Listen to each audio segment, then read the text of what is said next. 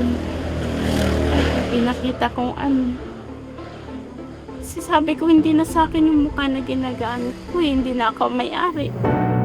Ganito po kasi, ang ganda ko ninakaw nila. Gumamit niya siya ng albularyo para mabatak yung ganda ko. Yung tubusin ko na nga, nag-ipon ako ng 2 taon para mabuhay. Tinubos ko ng 16,000. Gusto ko talagang maibalik.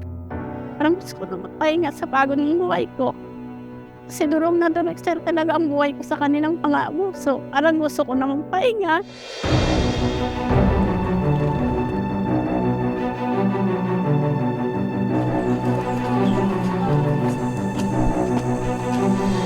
Ma'am Heidi, baka pwede namin kayo saglit na makausap lang po sana.